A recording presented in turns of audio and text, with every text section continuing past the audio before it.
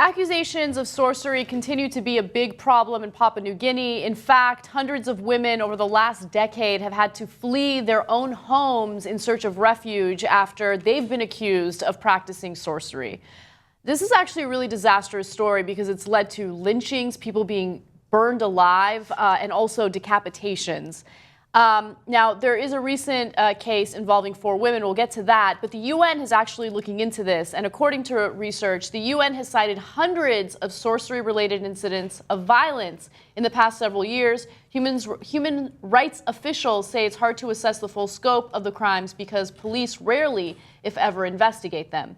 Now, Papua New Guinea actually has a population that's less than New York City. Okay, and oftentimes police are not in the area, in the more rural areas of the country, so it's really hard to enforce laws, and sometimes they kind of turn a blind eye to some of the behavior that they see. When it comes to those who accuse, they're usually young boys. All they have to do is accuse someone of practicing witchcraft or sorcery, and then the community is behind them, and they do the lynchings and they do the decapitations, and these women are scared because they have their children, they have their families, and they have no way to fight back against the accusations. So there's an interesting twist in this story. Now, I remember when I was studying anthropology in college, we studied Papua New Guinea, and yes, in the old days there was a case of cannibalism, and that was part of the culture. It's an island culture that happens for a number of different reasons. And that's back then, and sometimes that'll prop back up. But in this case, so because of that, everybody assumes, oh, this is probably part of their old culture and witchcraft, sorcery and stuff.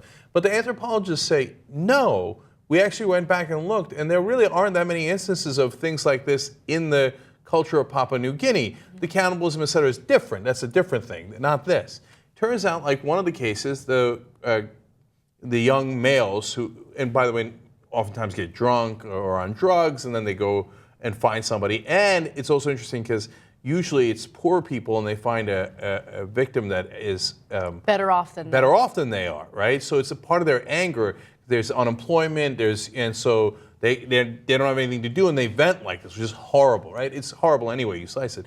But one of the things was that they thought that the witch would have a cape, and that she could turn invisible if she goes under the cape.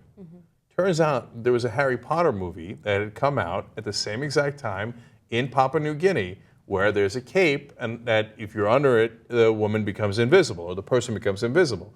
And then in several different instances, they trace it back to Western movies with vampires, witches, etc.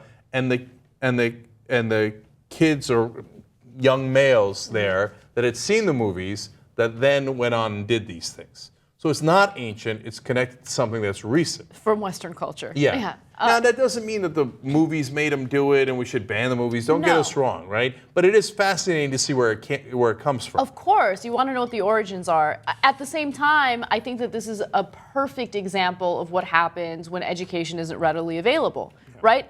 You want to explain some of the bad things that are happening in your community, and if you don't have education, if you don't have access to information, then you speculate on things and you come up with things like sorcery to explain why there was a measles outbreak. So in the most recent case, there were 4 women in a province in Papua New Guinea, and according to reports, this is in the Northern Highlands, they've fled their villages and said they are refugees in their own land.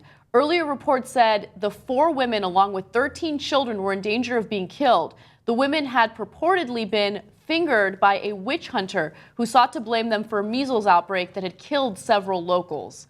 So again, this is them trying to figure out what's going on. First of all, it involves young boys who are just causing trouble, but also there are people who want to understand and explain what's happening in their community, and this is their way of dealing with it. Right, and they resort to myths about where things come from rather than facts, which they could get if they had a decent education, right? So, and don't get me wrong, it's also elements of the old culture mixed in. It's a complicated stew here because there is the 1971 Sorcery Act in Papua New Guinea that was just repealed in 2013, so very recently repealed. What did the Sorcery Act say? It said that if there were allegations of sorcery, it would be a partial defense in murder cases. Well, okay, if she was a sorceress, well, okay, I can see why you killed her, so maybe a lesser sentence. Okay, that law was finally repealed in 2013. So it's a combination of all these things. But the answer is education. because all this is brewed up in a context of ignorance. Yeah. Ignorance is what leads to this. Yeah, education, also infrastructure, and the ability for law enforcement to actually enforce laws. I mean, if you're living in rural areas that don't include police, then you're screwed. Look at that. We're giving police some credit on the show. That's right. Well, and I'm also taking away credit from libertarians, because it turns out in some of these cases the cops are days away because it's so distant rural areas. Turns out if you don't have government and you don't have cops, sometimes they behead people.